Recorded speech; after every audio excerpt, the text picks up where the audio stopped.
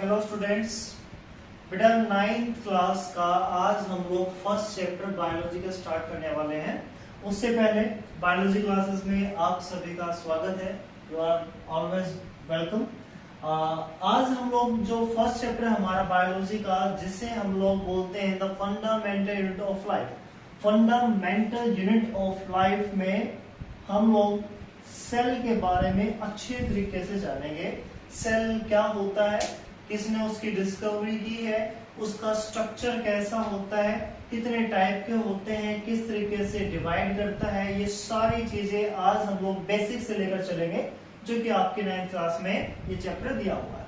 तो बेटा इंट्रोडक्शन सबसे पहले करेंगे। पहले हमारा जो चैप्टर का नाम है the fundamental unit of life. Fundamental means जो जरूरी होता है, जो नेसेसरी होता है, जो नेसेसरी यूनिट है जिससे मिलकर कंप्लीट लाइफ ओरिजिनेट होती है, उसे हम लोग क्या बोलते हैं बेटा? सेल बोलते हैं। हिंदी में इसको बोला जाता है कोशिका। तो सबसे पहले हम लोग इस सेल के बारे में क्या पढ़ेंगे? इंट्रोडक्शन पढ़ेंगे कि पूरे चैप्टर में हम लोगों को क्या क्या चीज डील करनी है, कौन कौन चीजें हमें यहाँ पर करनी।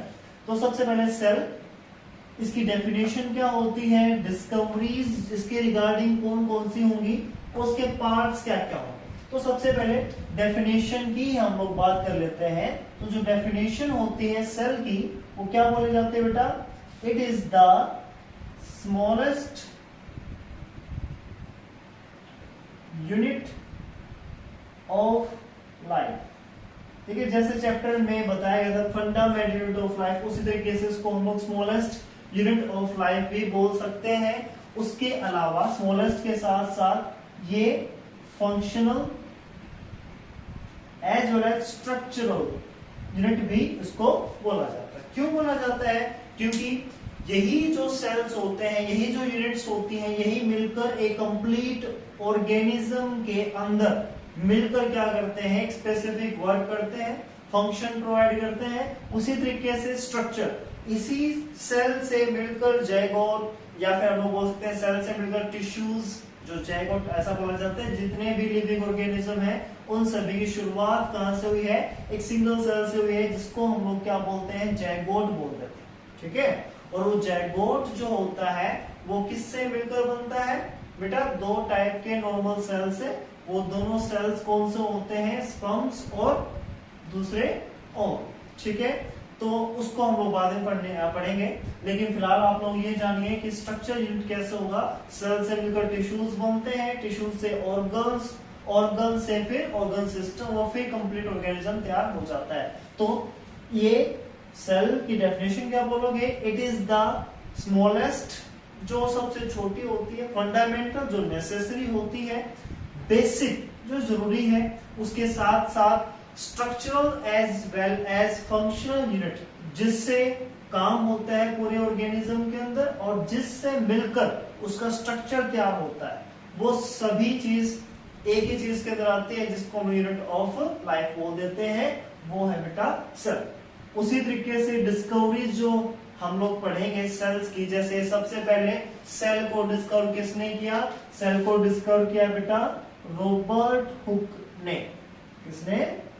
रॉबर्ट हुक ने 1665 में। तो जो सेल के रिगार्डिंग जितनी भी डिस्कवरीज हैं, वो डिस्कवरीज हम लोग आने वाले टॉपिक्स में डिटेल में पढ़ेंगे। उसके अलावा फिर सेल जो होता है, सेल के पार्ट्स क्या है, सेल का स्ट्रक्चर कैसा होता है, कितने टाइप के सेल्स होते हैं। बेसिकली हम लोग दो टाइप के सेल्स पढ़ते हैं। एक पढ़ते हैं प्रोकैरियोटिक टाइप ऑफ सेल्स, दूसरे पढ़ते हैं बेटा यूकैरियोटिक।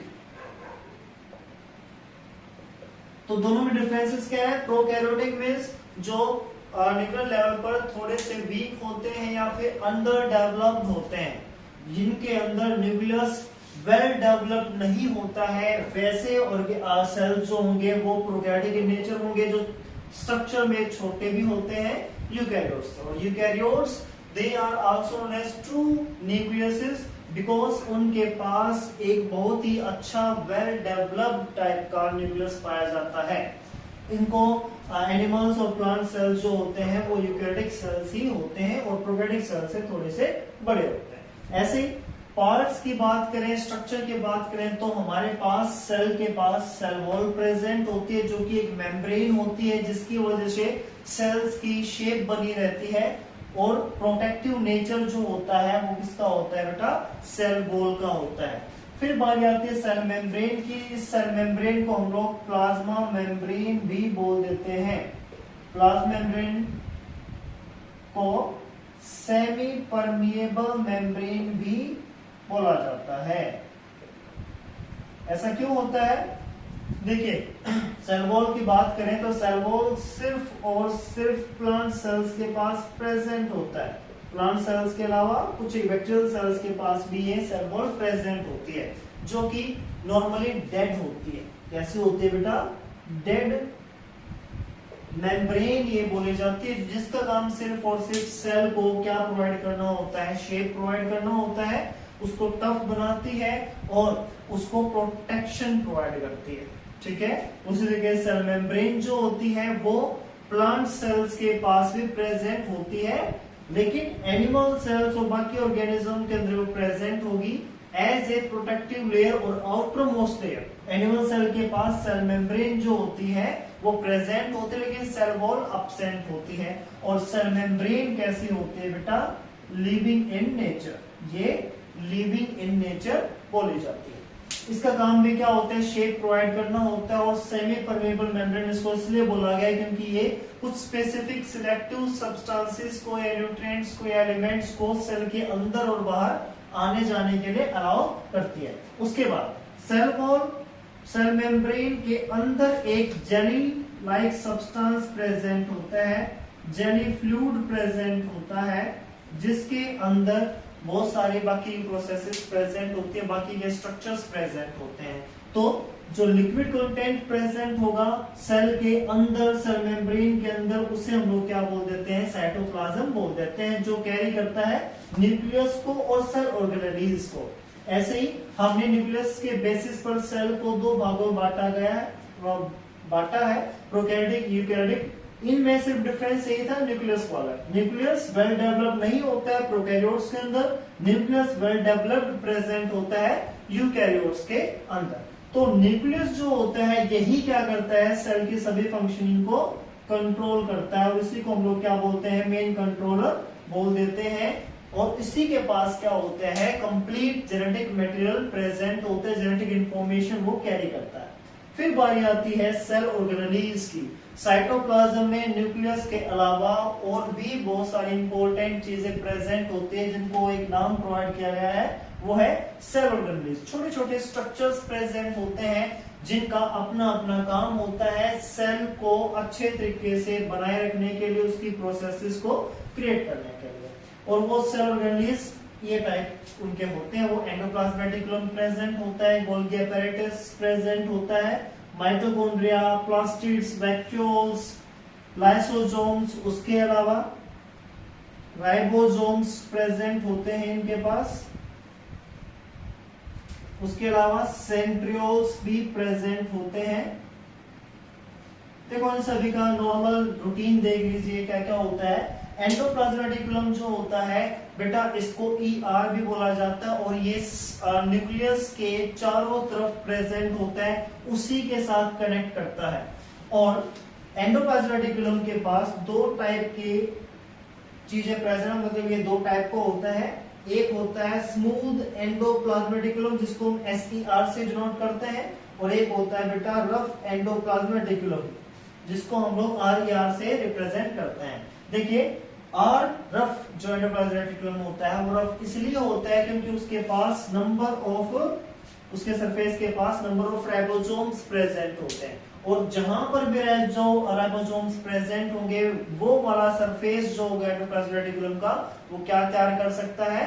प्रोटीन्स तैयार करेगा। तो RER रिस्पॉन्सिबल होता है प्रोटीन फॉर्मेशन के लिए, और उसी तरीके से SER यानी कि स्मूथ है, तो उसके पास राइबोसोम ग्रेन्यूल्स एब्सेंट होते हैं, और वो नॉर्मली क्या करता है? फैट्स या लिपिड्स की फॉर्मेशन करता है, जिसकी वजह से नॉर्मल सेल मेम्ब्रेन की प्रोसेसेस क्या होती है? सेल मेम्ब्रेन का स्ट्रक्चर तैयार होता है, जिसको हम लोग मेम्ब्रेन बायोजेनेसिस प्रोसेस भी बोल सकते हैं। फिर बारी आती है गोल्गी apparatus की। गोल्गी apparatus को कैमिलो गोल्गी नाम के साइंटिस्ट ने क्या किया था, सबसे पहले डिस्कवर किया था, जिसकी वजह से उनका नाम क्या पड़ा, गोल्गी एपैरेटस, उस स्ट्रक्चर का। तो गोल्गी एपैरेटस जो होता है वो एंडोप्लाज्मिक रेटिकुलम से कनेक्ट करता है और उसको हम लोग गोल्गी बॉडीज के नाम से भी जानते हैं, गोल्गी बॉडीज।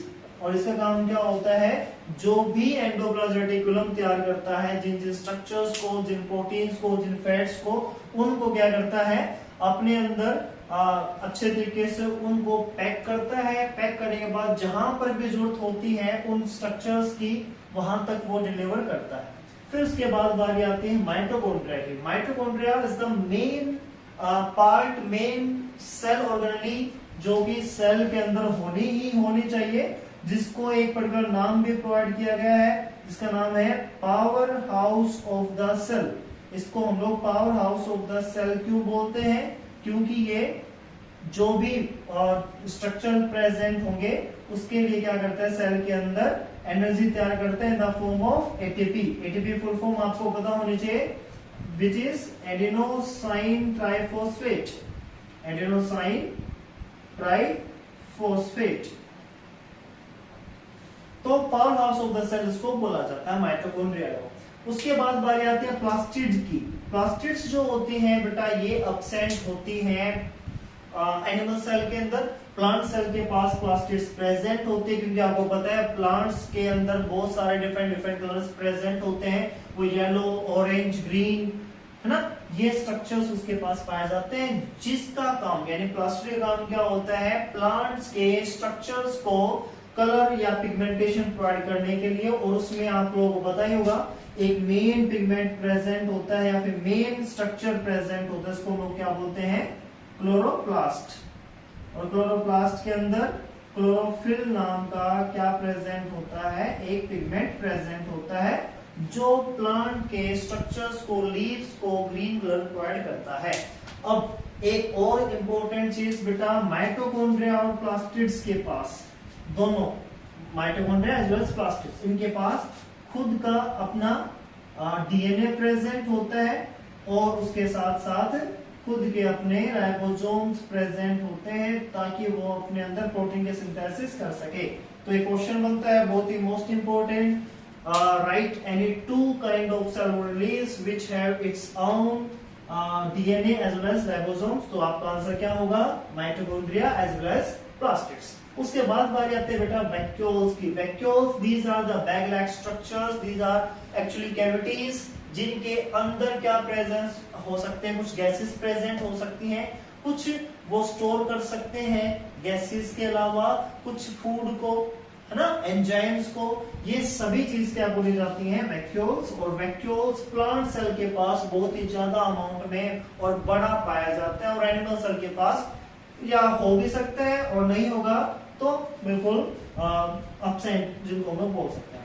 फिर बारी आती है लाइसोसोम्स की। लाइसोसोम्स क्या होते हैं, ऐसे सेल रिलीज होते हैं जिनको बोला जाता है suicidal bag, suicidal bag of the cell. Suicidal bag इसको क्यों बोला जाता है बेटा, सुसाइडल बैग इसलिए बोला जाता है, फर्स्ट ऑफ ऑल इनके पास क्या प्रेजेंट होते हैं, स्पेसिफिक कैटालिटिक एंजाइम्स प्रेजेंट हो सकते हैं, होते हैं, जिनका काम क्या होगा, सेल के अंदर होने वाले किसी भी टाइप के इन्फेक्टियस सब्सटेंसेस को या फिर पैथोजन को आने के लिए उनके आते हैं, वो क्या कर देते हैं, वो खा जाते हैं, उनको कैटलाइज कर देते हैं, न्यूट्रलाइज कर देता है।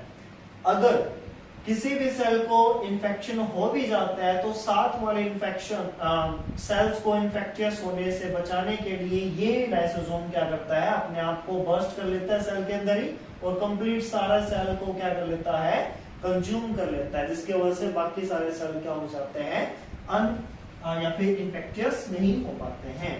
तो ये कुछ एक क्या present of the cell organelles. इसके अलावा मैंने आपको बताया राइबोसोम्स जो प्रोटीन सिंथेसिस के लिए रिस्पॉन्सिबल होते हैं, और सेंट्रोज, सेंट्रोज देखिए बेटा, सेंट्रोज जो होते हैं वो एनिमल सेल के अंदर ही प्रेजेंट होते हैं, और ये सेंट्रोज रिस्पॉन्सिबल होते हैं किस चीज के लिए, सेल डिवीजन के लिए। किस चीज के लिए, सेल डिवीजन। देखिए कोई भी सेल जो होता है वो सबसे पहले अपने आप को मैच्योर करेगा, यानी कि सेल साइज के अंदर, शेप के अंदर क्या करता है, इंक्रीज करता है, और जैसे ही वो मैच्योर हो जाता है तो अपने आप को डिवाइड करता है।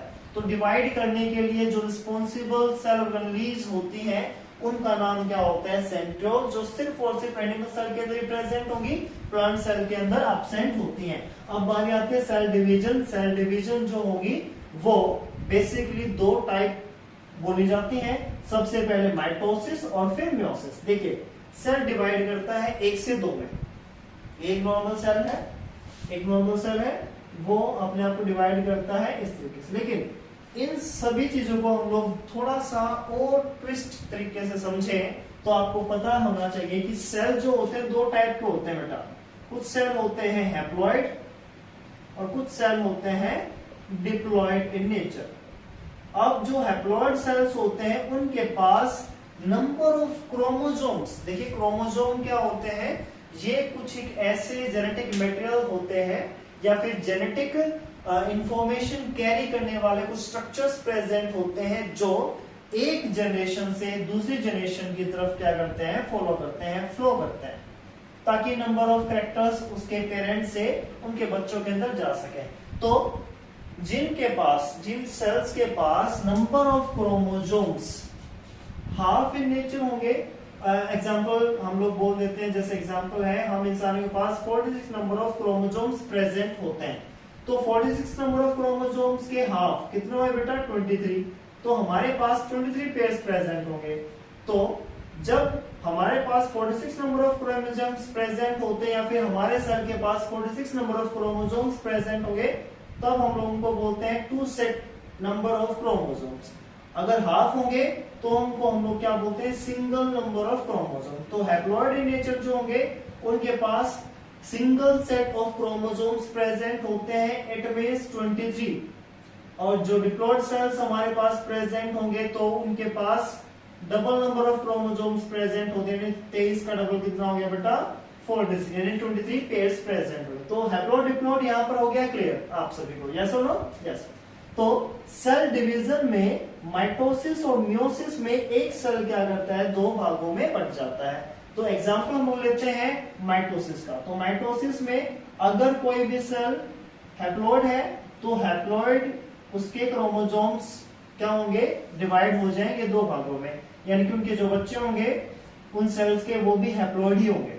अगर कोई भी सेल डिप्लॉइड होगा यहाँ पर तो उसी की कॉपी बन जाएगी, 2 डिप्लॉइड सेल्स यहाँ पर बन जाएंगे। इसलिए इसको क्या बोला जाता है? माइटोसिस को इक्वेशनल डिवीजन, जिसमें एक पेरेंट चाहे वो हैप्लॉइड है या फिर डिप्लॉइड है, उनकी 2 कॉपीज बन जाती हैं, 2 डॉटर सेल्स बन जाते हैं। दोनों डॉटर सेल्स के पास उतने ही नंबर ऑफ क्रोमोसोम प्रेजेंट होंगे जितने उसके पेरेंट के पास। कोई भी चेंज नहीं होगा नंबर ऑफ क्रोमोसोम के बेसिस पर in the mitosis type of cell division. फिर बात आती है बेटा मियोसिस की। मियोसिस में हमेशा शुरुआत पेरेंट कौन सा होता है? हमेशा सिर्फ और सिर्फ डिप्लॉइड होगा। और डिप्लॉइड में मियोसिस के 2 भाग होते हैं बेटा, एक मियोसिस 1 होता है, एक मियोसिस 2 होता है। तो डिप्लॉइड अपने आप को किसमें कन्वर्ट कर देता है? 2 हैप्लॉइड सेल्स में डिवाइड कर लेता है मियोसिस 1 के दौरान, जिससे क्या हो जाएगा बेटा? डिप्लॉइड पेरेंट था और उनके टोटल नेक्स्ट जनरेशन में नंबर ऑफ क्रोमोसोम कितने हो गए बेटा? हाफ हाफ हो गए। इसलिए इसको क्या बोला जाता है? मियोसिस को रिडक्शनल डिवीजन भी बोला जाता है। क्या बोला जाएगा? Reductional division. ठीक है। और उसके बाद फिर मियोसिस 2 होती है इन दोनों के अंदर, मियोसिस 2, जिससे haploid haploid haploid haploid structures बनेंगे। तो याद रखना मियोसिस में एक डिप्लॉइड सेल से 4 डॉटर सेल्स बनते हैं और उन 4 डॉटर सेल के अंदर नंबर ऑफ कंटेंट या क्रोमोसोम कितने होते हैं बेटा? हैप्लॉइड इन नेचर होंगे, half half number of chromosomes होंगे। तो ये था आपका फंडामेंटल यूनिट ऑफ लाइफ में इंट्रोडक्शन, जिसमें हम लोगों ने डेफिनेशन के बारे में समझा, डिस्कवरीज हम लोग अच्छे तरीके से करेंगे नेक्स्ट टॉपिक्स में। उसके साथ साथ सेल का स्ट्रक्चर क्या है, कौन कौन सेल रिलीज और सेल डिवाइड किस तरीके से करता है। तो फटाफट इसका एक स्क्रीनशॉट ले लीजिए ताकि आपकी हेल्प रहे। Thank you.